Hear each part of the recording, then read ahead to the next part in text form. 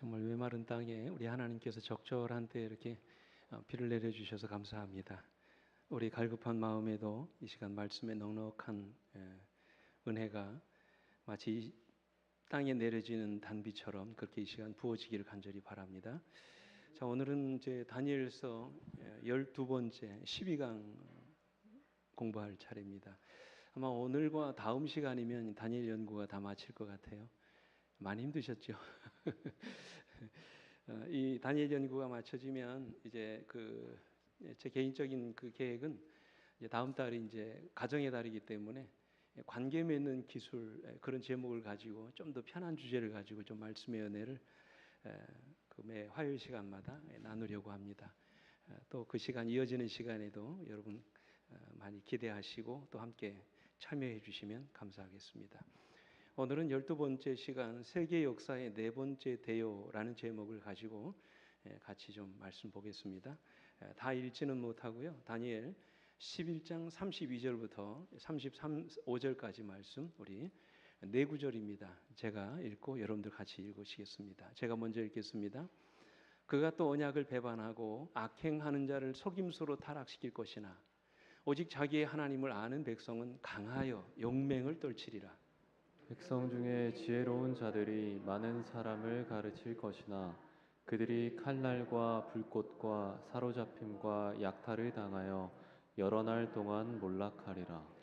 그들이 몰락할 때 도움을 조금 얻을 것이나 많은 사람들이 속임수로 그들과 결합할 것이며 또 그들 중 지혜로운 자 몇 사람이 몰락하여 무리 중에서 연단을 받아 정결하게 되며 희게 되어 마지막 때까지 이르게 하리니 이는 아직 정한 기한이 남았음이라. 남았음이라. 아멘. 여러분 혹시 예전에 다니엘 11장을 공부해 보신 적 있으십니까? 다니엘 2장이나 7장, 8장, 이제 9장은 우리가 공부해 본 적이 있지만 다니엘 11장은 우리가 자주 배우지 않은 그런 부분입니다. 좀 어렵습니다. 그러나 아마 이 말씀 속에서도 우리에게 귀한 은혜와 감동을 우리 하나님께서 이 시간 주실 줄 압니다.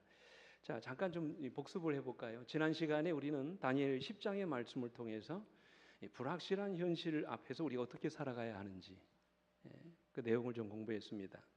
그동안 우리가 배운 예언은 분명하지만 여전히 성취되지 않은 그 현실 앞에서 우리가 과연 이 시대를 어떻게 살아가야 하는지 다니엘이 그 당시 그랬잖아요. 하나님께서 예루살렘의 회복을 예언하신 약속의 말씀을 그에게 주셨지만 여전히 그 민족이 예루살렘이 회복되지 않은 가운데 있다는 그 소식을 듣고 여러분 다니엘이 어떻게 했습니까? 세 가지를 말씀드렸어요. 첫째는 우리는 불확실한 현실 앞에서 하나님께 뭐 해야 된다고요? 다니엘처럼 기도해야 된다고 말씀하셨어요. 그러니까 마지막까지 우리가 기도의 끈을 놓지 말아야 된다고 말씀을 드렸어요. 왜냐하면 기도가 불확실한 우리의 현실 앞에서도 우리의 믿음이 흔들리지 않도록 우리를 붙들어주기 때문에 그렇습니다. 베드로는 만물의 마지막이 가까울수록 우리가 정신을 차리고 더 기도하라고 말씀하셨어요. 둘째가 뭐였습니까? 우리는 불확실한 현실 앞에서도 끝까지 하나님을 뭐 해야 돼요? 믿으셔야 합니다. 왜냐하면 우리 눈에는 보이지 않아도 지금 하나님께서 이 보이지 않은 세계에서 우리를 뭐 하고 계세요? 돕고 계십니다.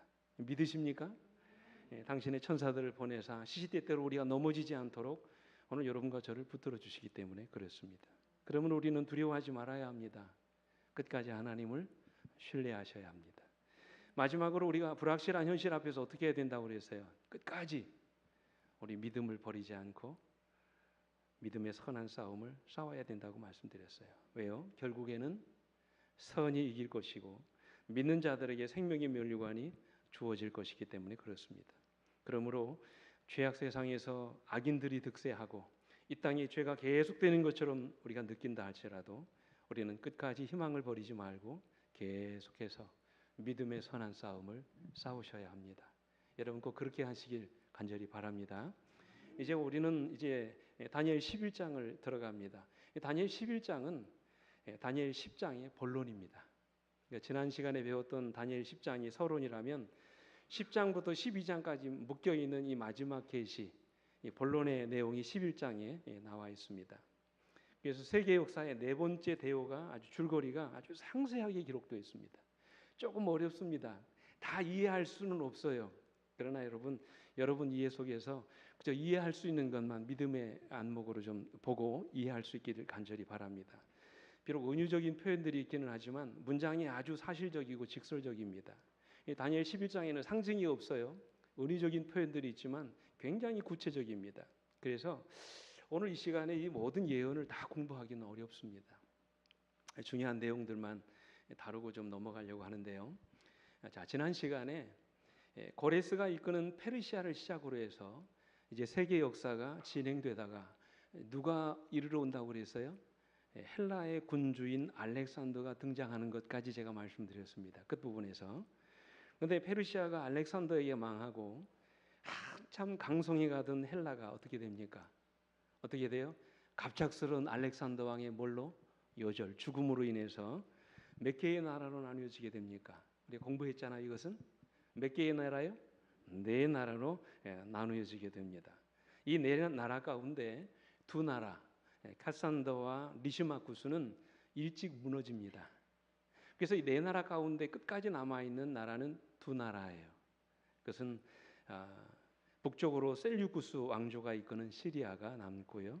남쪽으로는 포톨레미 왕조가 이끄는 이집트가 남습니다. 이 북방왕과 남방왕이 남는 거예요. 그러니까 여러분 다니엘 11장을 보면 계속해서 반복적으로 나오는 왕이 뭡니까? 북방왕과 남방왕의 이야기가 나옵니다. 그러니까 여러분 먼저 머릿속에 기억하셔야 될 건 뭐냐면 이 북방왕과 남방왕은 시대마다 택한 하나님의 백성들을 괴롭히고 핍박하는 악의 세력들을 의미합니다. 사단이 어떤 세력을 통해서 믿은 하나님의 백성들을 괴롭히는지 이 두 가지 이 세력들을 우리에게 말씀하고 계십니다. 이 두 가지 세력들은 시대마다 다 달라져요. 그래서 시대마다 어떤 방법으로 그들이 하나님의 백성들을 핍박하고 어려움에 빠뜨리는지를 우리가 이제 다니엘 11장을 통해서 공부하게 되는 것입니다. 그래서 여러분 예루살렘 가운데인 예루살렘을 중심으로 북방 왕국 누구요? 셀류쿠스. 그리고 남방 왕국 어디요? 포텔레마이오스. 이 두 세력이 이제 충돌을 하면서 계속해서 예루살렘은 두 세력이 마주치는 이 전쟁의 격전지가 되는 것입니다. 그래서 거룩한 땅, 영화로운 땅은 자주 그들로의 싸움터가 됩니다. 이들 사이에서 하나님의 백성들이 수많은 고통과 괴롭힘을 당하게 됩니다. 결국 두 나라 사이에서 시달리던 유대인들은 포로가 되든지 아니면 그 나라를 떠나든지. 그래서 이 당시에 뭐가 생기냐면 디아스포라. 여러분 아시죠? 흩어진 유대인들이 생기게 되는 것입니다. 이렇게 남방 왕국인 이집트와 북방 왕국인 시리아가 팔레스타인을 사이에 두고 혈전을 벌이는 동안 저 서북 쪽에 있는 이태리 반도에서 라틴 민족의 나라인 로마가 이제 신흥 강국으로 떠오르게 됩니다. 당시 로마는 지중해 해상권을 장악하고 있던 카르타고와 무려 118년 동안 전쟁을 치른 다음에 지중해 해상권을 장악하게 되고요. 2차 포에니 전쟁 때 카르타고를 지원했던 마게도니아와도 47년 동안 무려 3차례나 전쟁을 벌이면서 이제 헬라 반도까지 장악을 하게 됩니다.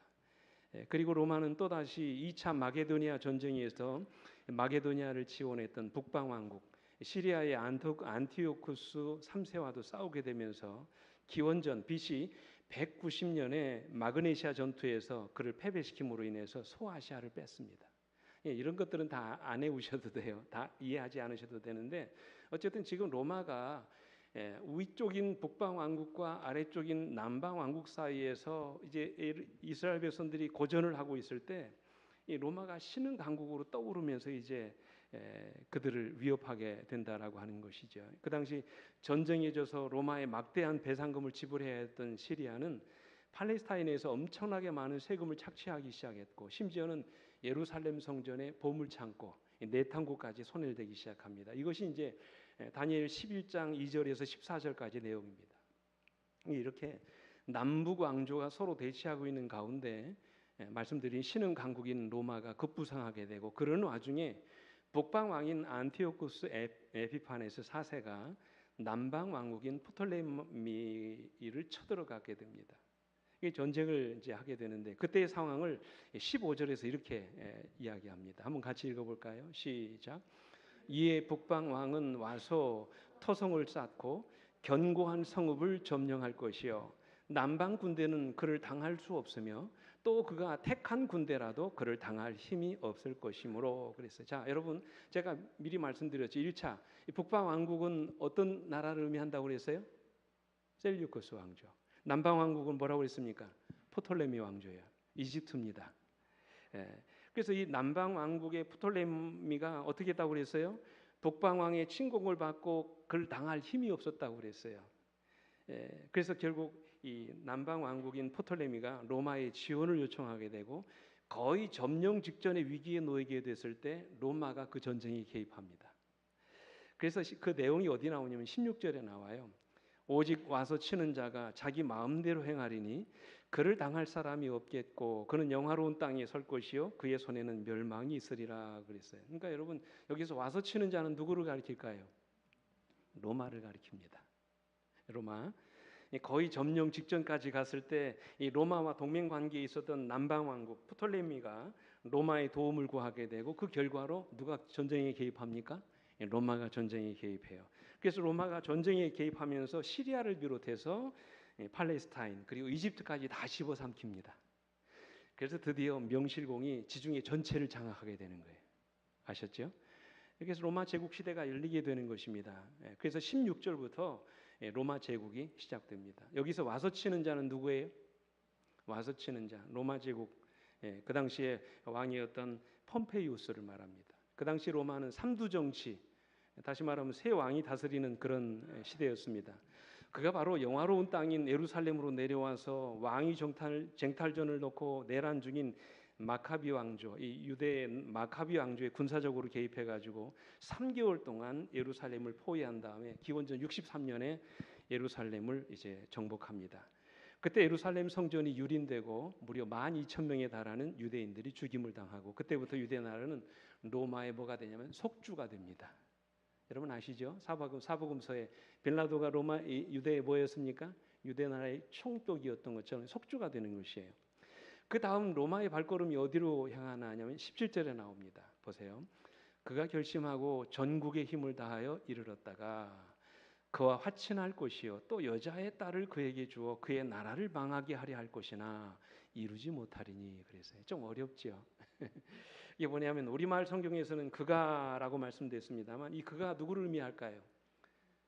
아까 저 유다와 이 시리아를 다 집어삼켰던 이 폼페우스를 가리키는 것처럼 보이지만 여기서 말하는 그는 한 개인을 말하는 것이 아니라 시저로 대표되는 로마 제국을 이렇게 가리키는 것으로 보는 것이 더 자연스럽습니다. 아까 말씀드렸던 것처럼 그 당시 로마는 세 사람에 의해서 다스리는 삼두 정치가 실시되고 있었습니다. 크라수스, 그 다음에 율리우스 카이사르, 그리고 폼페이우스 이 세 사람이 로마 제국을 분할해서 다스리고 있었어요. 뭐 이런 거는 모르셔도 됩니다. 카이사르는 길리아 지방, 갈리아 지방, 크라수스는 시리아 지방, 폼페이우스는 지금의 스페인 지역을 이렇게 총독으로 맡아서 다스리고 있었습니다. 근데 이 폼페이가 거기에 나가지 않고 자기 속한 지역으로 나가지 않고 부관을 보내고 자신은 로마에 남아 있으면서 갈리아 총독으로 나간 카이사르가 로마의 주도권을 잡는 것을 은연중에 견제합니다. 그러다가 시리아 총독으로 있던 크라수스가 전사를 합니다. 그래서 삼두 정치, 세 왕이 다스리던 그 시대가 끝이 나고 카이사르는 원로원과 보수파의 지지를 받는 폼페이와 관계가 악화돼요. 서로 이제 이 왕권을 쟁탈하려고 하다 보니까 마침내 충돌합니다. 그래서 카이사르가 군대를 해산하고 로마로 돌아오라는 원로원의 통지를 받고 그 유명한 그 루비콘강, 자기가 다스리던 갈리아와 이탈리아 국경에 있는 루비콘강을 건너가지고 로마로 군사를 이끌고 진격을 합니다. 그때 당시에 했던 유명한 말이 있죠. 뭐는 던져졌다? 주사위는 던져졌다. 그래가지고 이제 로마 시내로 쳐들어오는 것입니다. 근데 이 싸움에서 누가 이기냐면 줄리우스 시저가 이깁니다. 폼페우스가 패해요. 그래서 폼페우스가 어디로 도망가냐면 애굽으로 도망칩니다. 그 당시 로마와 애굽은 아까 얘기했던 포텔레미 왕조가 이끄는 애굽은 무슨 관계예요?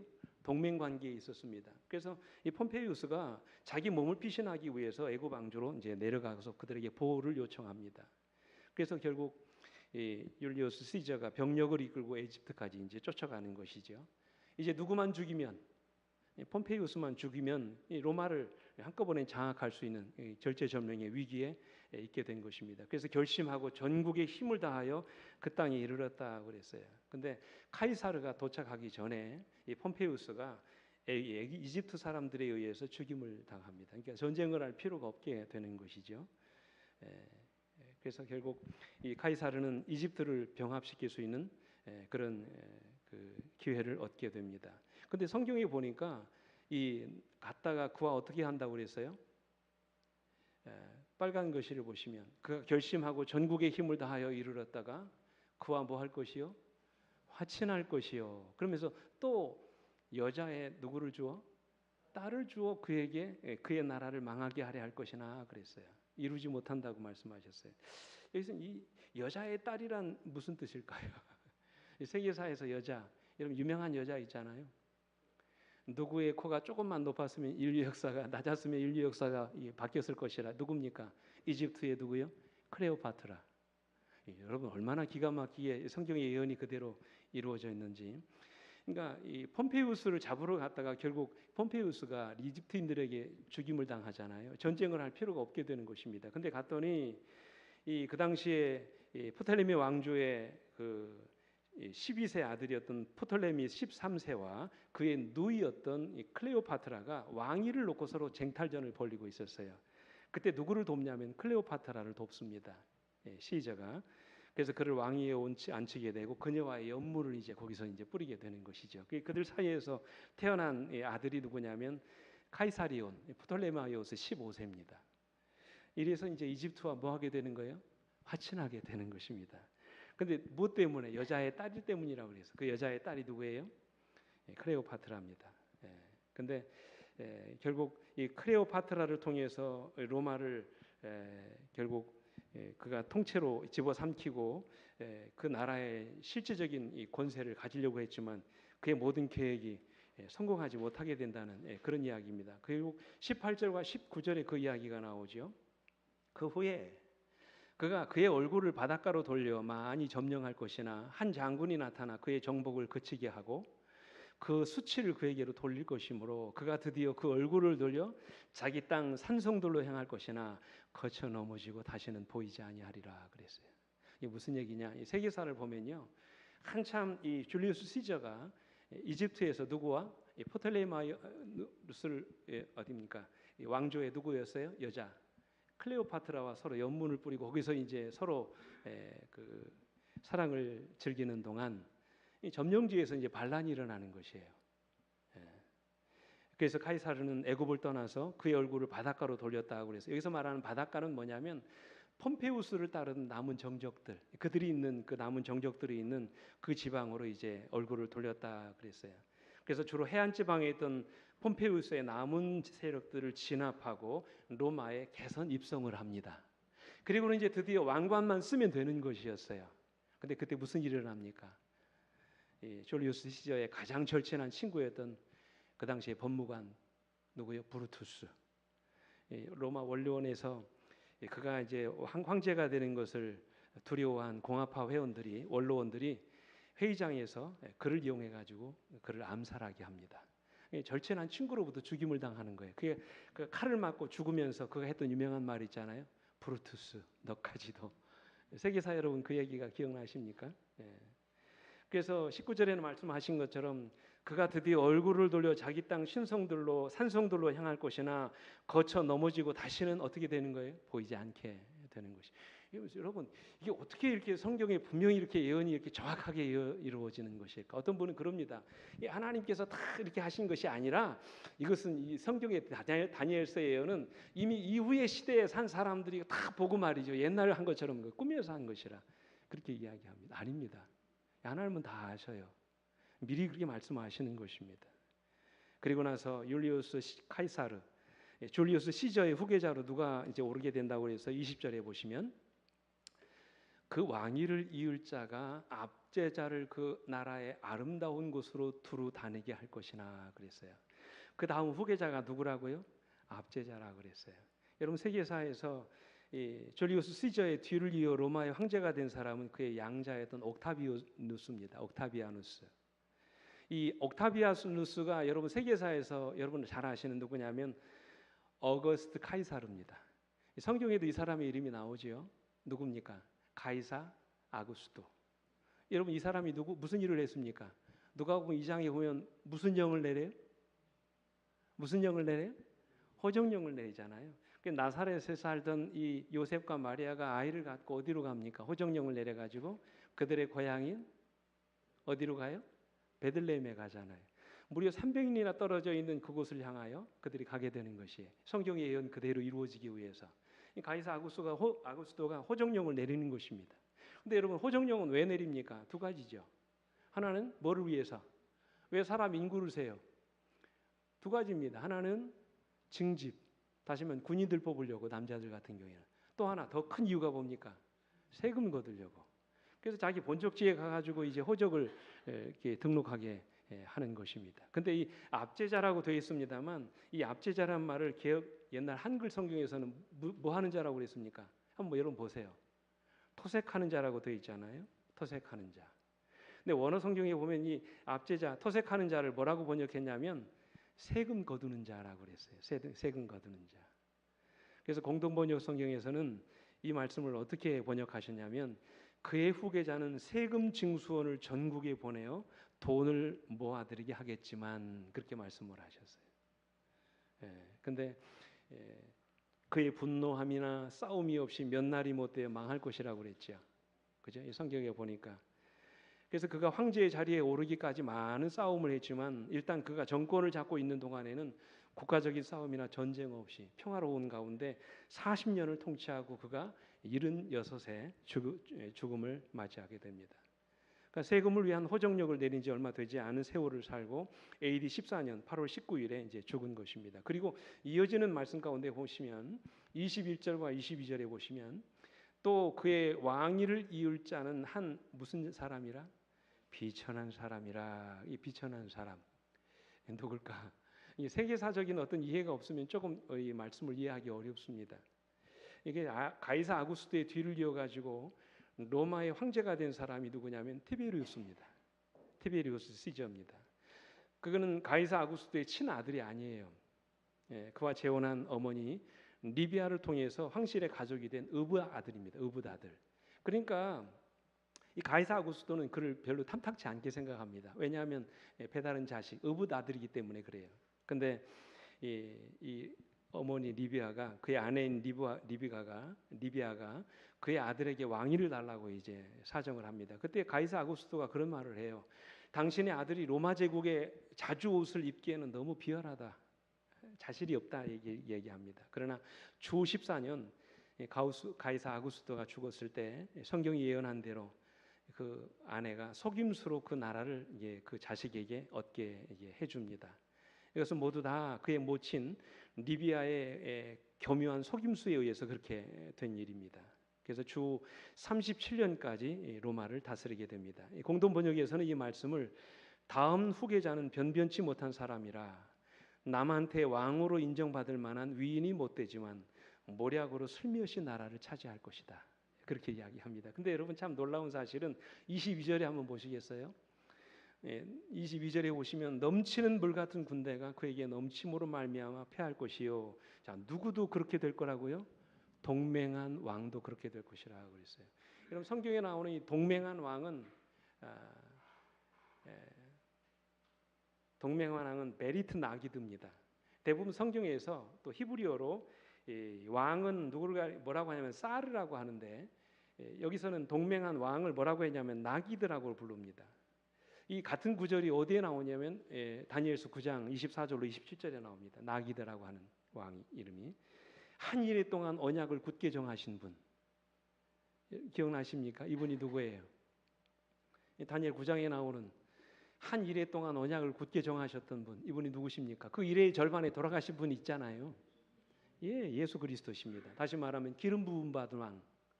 곧 뭡니까? 히브리어로 메시아, 헬라어로 크리스토스. 예수님을 가리키는 것이에요.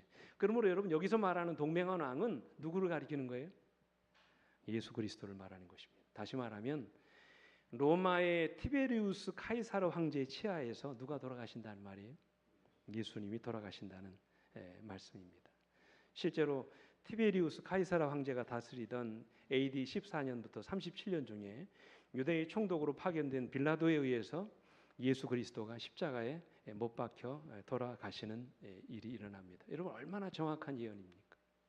그러니까 우리가 사실 여러분 이 세계사에 대한 이해가 조금 부족해서 그렇지 이 지혜만 갖고 있으면 얼마나 요소요소마다 그때그때마다 성경 예언이 아주 정확하게 예언되는지 몰라요. 그러니까 그런 부분에서 다니엘 11장은 아주 세세하고 아주 정확한 예언을 우리에게 말씀하고 있어요. 그리고 23절부터 또 다른 북방왕이 이제 나오는 것입니다. 보세요, 여러분. 1차 북방왕은 누구였어요? 좀 정리 한번 해볼까요? 1차 북방왕은 북쪽으로는 셀류쿠스 왕조가 이끄는 시리아, 남쪽으로는 누구였습니까? 남쪽으로는 누구였어요? 포텔레미 왕조가 이끄는 이집트였죠. 그 사이에 뭐가 꼈었어요? 유대인들이 예루살렘에 껴 있습니다. 그리고 이어서 2차 북방왕은 누구였습니까? 북방왕의 자리를 차지한 로마, 제국 로마입니다. 이게 제국 로마. 이해하시죠? 그리고 남쪽으로는 여전히 포텔레미 왕조와 이집트가 이제 버티고 있었어요. 이 두 사이에서 각축을 벌이는 가운데서 이 택한 백성들이 괴롭힘을 당하고 어려움을 당했습니다. 그리고 23절부터는 또 다른 북방왕이 등장합니다. 자, 23절부터는 이제 예언의 새로운 국면이 접어드는데요. 다니엘서의 예언에 나타난 이 역사는 인류 역사를 선악의 대쟁투로 지금 묘사하고 있습니다. 하나님을 대적하며 그의 백성들을 박해하고 죽이는 악의 세력과 이 세상에서 무고하게 고난을 당하고 고통을 겪는 하나님의 백성들 사이에서 벌어지는 이 선악의 대쟁투의 역사가 남방왕과 북방왕 사이에서 계속해서 일어나는 것이에요. 근데 그 부분 보시면 23절에 어떤 또 다른 세력이 나옵니까? 보세요. 같이 한번 읽어볼까요? 자, 어떤 세력이 나옵니까? 시작. 그와 약조한 후에 그는 거짓을 행하여 올라올 것이요 소수의 백성을 가지고 세력을 얻을 것이며라고 말씀하셨어요. 자, 이 중요한 말씀은 소수의 백성을 가지고 세력을 얻는다는 말씀이에요. 여러분, 그와 약조한 후 그가 누굽니까? 여기 아까 말씀드린 동맹한 왕, 그게 누구였어요? 예수 그리스도. 잘 보세요. 어렵다고만 생각하지 말고 제가만 중요한 것만 제가 말씀드리는 거에 한번 이해하시기 바랍니다. 여기서 말씀하신 그가 누구라고 말씀드렸어요? 동맹한 왕, 예수 그리스도를 의미합니다. 그와 약조한 후 그가 누구라고 그랬어요? 예수 그리스도라고 말씀하셨죠. 자, 근데 그와 약조한 후에 그가 무엇을 행한다고 그랬어요? 거짓을 행한다고 그랬어요. 이게 무슨 말일까? 그렇다면 거짓을 행하여 올라온 그는 한때 예수와 뭐가 있었던 사람이라 해요? 언약 관계에 있었던 사람이라는 거죠. 세력이라는 것이지요. 예수님과 언약 관계를 맺었다가 거짓을 행하며 올라온 세력. 이게 뭘까요? 특히 로마 제국에 이어서 올라와 가지고 하나님을 대적한 세력이 누굽니까? 역사를 살펴보면 그것을 두말할 것도 없이 처음에는 순수한 하나님의 교회였으나 점점 세속화돼 가지고 정치적인 권력을 가지고 로마 교회를 그리스도의 교회를 박해한 로마의 교황권을 의미하는 것이에요. 이 교황권이 어떻게 세력을 얻었다고 그랬어요? 얻는다고 그랬어요? 소수의 백성을 가지고 세력을 얻을 거라고 말씀하셨어요. 여러분 이 말씀이 맞습니까? 틀립니까? 그죠? 아주 미미한 세력으로 일어난다고 그랬잖아요. 그래서 여러분 다니엘 7장이나 8장에 보면 이 세력을 무슨 뿌리라고 그랬어요? 작은 뿌리라고 그랬잖아요. 그죠? 그러나 그것이 얼마나 커졌으면 강하게 됐습니까? 세계를 지배하잖아요. 불과 108평방 에이커밖에 되지 않은 이 작은 땅덩어리가 지금 전 세계 11억 인구를 지배하고 있잖아요. 그렇지 않습니까? 그리고 24절에 보시면 그가 평안한 때 그 지방의 가장 기름진 곳으로 들어와서 그의 조상과 그의 조상들의 조상이 행하지 못한 것을 행할 것이요 그는 노력하고 탈취한 재물을 무리에게 흩어주며 계략을 세워 얼마 동안 산성들을 칠 것인데 때가 이르기까지 그러하리라 그랬어요. 이것은 역사에서 뭐를 가리키냐면 십자군 전쟁을 의미합니다. 십자군 전쟁. 여러분 그 유명한 십자군 전쟁 아시죠? 북방왕이었던 셀류쿠스 왕조의 시리아가 이스라엘을 몹시 핍박했고 주전 64년 시리아를 정복하고 올라온 또 다른 북방왕 누구였다고 그랬어요? 로마 제국. 역시 이스라엘과 예루살렘을 공략했습니다. 그리고 이제 서기 476년 서로마가 망하고 그 자리에 뭐가 올라옵니까? 로마 교황권, 그죠? 그 올라오면서 또 하나의 북방왕으로 등장합니다. 과거의 북방왕들처럼 하늘 성소를 해방하고 성소들을 핍박했다고 말씀하셨어요. 그렇다면 이 당시에 남방왕은 누구를 가리킬까요? 어렵죠. 이것은 포텔레미 왕조의 기반인 이집트가 이제 주전 30년 로마 제국에 의해서 망하는데, 로마의 지배를 받던 이 서로마가 망한 뒤에 아라비아에서 일어난 또 다른 세력이 있습니다. 유명하죠? 이슬람 세력. 이 이슬람 세력이 이집트를 지배하게 됩니다. 로마 교회는 자신들의 성지라고 생각하는 예루살렘을 점령해서 다스리면서, 예루살렘이 바로 이제 십자군 전쟁의 어떤 하나의 시작점이 됩니다. 그 당시에는 예루살렘을 누가 지배하고 있었어요? 이슬람 세력이. 성지 회복을 위해서 뭐를 시작한 것입니까? 십자군 전쟁을 시작한 것입니다. 좋은 목적으로 이제 시작을 했죠. 근데 이 전쟁은 1096년부터 1291년까지 무려 195년 동안 몇 번 싸우냐면 거의 200년 가까이 이제 이 전쟁이 이루어지는데 8번 전쟁을 치릅니다. 8번. 근데 이 십자군 전쟁에 대해 성경은 뭐라고 말씀하세요? 그가 평안한 때 그 지방이 가장 기름 곳으로 들어와서라고 그랬어요. 그러니까 여러분, 십자군 전쟁을 일으킨 때는 그들이 살던 어떤 외부의 공격이나 환란에 있었던 때가 아니라는 것이죠. 평안한 때라는 거예요. 가장 기름진 곳은 어딜까요? 영화로운 땅, 예루살렘을 말합니다. 그리고 그 조상들과 조상들이 행하지 못한 일을 행할 것이라고 그랬어요. 이게 무슨 얘기예요? 이 교회가 타락해서 이렇게 전쟁을 하면서 사람 죽이는 일은 이 초기 교회에 도무지 상상하지도 못한 일이었죠. 그 당시에 교회가. 그건 도저히 상상할 수도 없는 비성서적이고 비신앙적인 행위였음을 말하는 것입니다. 신약의 교회는 자비와 사랑의 정신을 가지고 살아가는 그런 공동체였습니다. 그런 교회가 전쟁을 일으켜서 사람을 죽이는 일에 앞장선다는 얘기예요. 어떤 명목하에? 성지를 탈환한다는 그런 목적하에. 그게 십자군 전쟁이에요. 그 당시에 어떤 성지자가 이런 고백을 했습니다. 세계의 역사라고 하는 책을 썼던 그 책 중에 12권으로 된 책인데 5권에 보시면 이런 얘기가 나옵니다. 그곳에는 감탄할 만한 광경이 전개되었다. 예루살렘의 큰 가로나 광장에는 사람의 머리와 팔다리가 산더미를 이루고 있었다. 병사와 기사들은 시체를 해치면서 전진했다. 신전이나 화랑의 말을 탄 기사의 무릎 또는 말고삐까지 붉게 물든 피바다였다. 얼마나 많은 사람들을 죽였으면. 종교전쟁이라는 빌미하에 수많은 이 사람들을 죽인 것입니다. 그처럼 오랫동안 모독을 자행했던 무리가 더럽힌 이 장소를 그들의 피로써 물들이기를 원하시는 신의 심판은 그들이 뭐라고 합니까?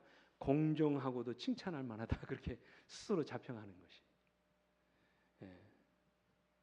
그래서 처음 이 십자군 전쟁이 그들의 목적대로 되는 대로 이루어지는 것 같았지만 나중에는 십자군 전쟁이 와전됩니다. 여러분 아시는 것처럼. 뿐만 아니라 그들은 십자군 전쟁에 참여한 군인들을 모집하기 위해서 성경에 보면 계략을 세워 얼마 동안 산성들을 칠 거라고 말씀하셨어요. 이 로마 교황은 군인들을 모집하는 일에 있어서 성지 탈환의 중요성을 강조하고 종군하는 사람들의 재산을 보장해 준다고 이야기합니다. 거짓으로 다 속여요. 그리고 만약 성전에서 쓰러지거나 죽임을 당하면 그들의 모든 죄가 다 용서받아 가지고 전쟁에서 전사한 사람들은 다 어디 간다고? 천국에 간다고 거짓말을 합니다. 이외에도 십자군 전쟁을 수행하기 위해서 여러 가지 가진 계략을 사용한다고 해서. 근데 여러분 25절에 보십시오. 그가 그의 힘을 떨치며 용기를 다하며 큰 군대를 거느리고 남방왕을 칠 것이요. 남방왕이 누구라고 그랬어요? 이슬람 세력. 그 당시에 이제 성지를 지배하고 있었던 이슬람 세력을 칠 것이요. 그때 뭐라고 했어요? 남방왕도 심히 크고 강한 군대를 거느리고 맞서 싸울 것이나 능히 당하지 못하리니 이는 그들이 계략을 세워 그들을 치민이라 그랬어요. 뭐 다 어려운 이야기지만, 근데 여러분 26절로 27절에 보시면 진행 사항을 이렇게 얘기합니다. 그의 음식을 먹는 자들이 그를 멸하리니 그의 군대가 흩어질 것이요 많은 사람이 엎드러져 죽으리라. 이 두 왕이 마음에 서로 해하고자 하며 한 밥상에 앉았을 때 거짓말을 할 것이라. 이 일이 형통하지 못하리니 이는 아직 때가 이르지 아니하였으므로 그 일이 이루어지지 아니할 것입니다. 그러니까 이 십자군 전쟁의 현황, 상황을 지금 이야기하는 것입니다. 당시 십자군 전쟁을 운송하던 이 선박들, 이 상인들이 굉장히 십자군 전쟁을 통해서 엄청난 부를 쌓습니다. 그리고 그들은 사실 교황이 일으킨 십자군 전쟁 때문에 엄청난 재물을 쌓았는데 그야말로 이 교황의 음식을 먹는 자들이 된 것입니다. 그런데 십자군 전쟁이 지속됨에 따라 전쟁에 참여하는 사람들은 원래 성지탈환을 목적으로 했던 그 목적을 상실하고 상업적, 경제적, 정치적 이익에 눈이 멀어가지고 전쟁에 참여하게 되는 거예요. 심지어 이제 나중에는 군사들이 없으니까 지금 러시아처럼 무슨 병사까지 다 끄집어들냐면 소년병까지 다 끄집어들입니다. 나이 어린 애들까지. 그래서 운송하는 도중에 이 소년들을 다 전쟁터에 하는 것이 아니라 중간에 노예상들에게 팔아버립니다. 그래서 십자군 전쟁이 아주 큰 타격을 입게 돼요. 결국 그들이 계획한 뜻을 이루지 못하게 되는 것이에요. 그 사실을 이제 28절부터 30절까지가 이제 나오는데 특별히 29절 한번 보시기 바랍니다. 작정된 기한에 그가 다시 나와서 남방에 이를 것이나 이번이 그 전번만 뭐하리니 못할 것이니. 갈수록 이 십자군 전쟁이 점점 비폐해질 것이라는 말이에요. 결국 소년병들까지 동원해서 예루살렘 정복을 위한 십자군 전쟁을 시도하지만 1차와 6차만 성공을 거두고 나머지는 다 실패합니다. 이게 세계 역사에서 전쟁사에서 최악의 전쟁으로 이제 자리매김하는 것이에요. 그리고 31절에 보시면 그들이 성소 곧 견고한 곳을 더럽히며 매일 드리는 제사를 폐하며 멸망케 하는 가증한 것을 세우게 될 것이라고 말씀하시죠. 이 말씀은 십자군이 로마 교황편에 굳게 서서 그가 하늘 성소 봉사를 사람들에게 미치지 못하게 하고 때와 법을 변개하고 거룩한 안식일 대신에 일요일을 세운 것과 그것을 그들의 권위의 표로 주장하는 일을 확고히 하는 세력이 되게 할 것이라는 그런 말씀이에요. 그래서 그들은 멸망하게 하는 가증한 것을 세우게 될 것이라고 말씀을 하셨어요. 언약의 주체인 하나님의 교회를 무시해서 거룩한 교회의 자리에 교황의 권세를 세우고 그분의 계명에 명시된 안식일 예배를 무시하고 일요일 예배를 그들의 권위의 표로 주장함으로 그들이 멸망에 가증한 것을 세우게 될 것이라는 그 일에 뭐가 앞장선다고요?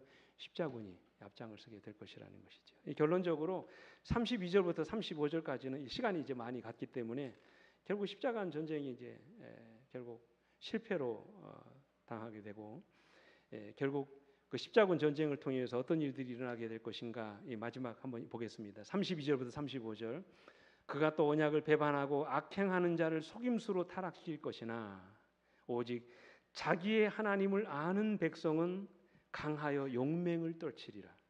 백성 중에 지혜로운 자들이 많은 사람을 가르칠 것이나 그들이 칼날과 불꽃과 사로잡힘과 약탈을 당하여 여러 날 동안 몰락하리라.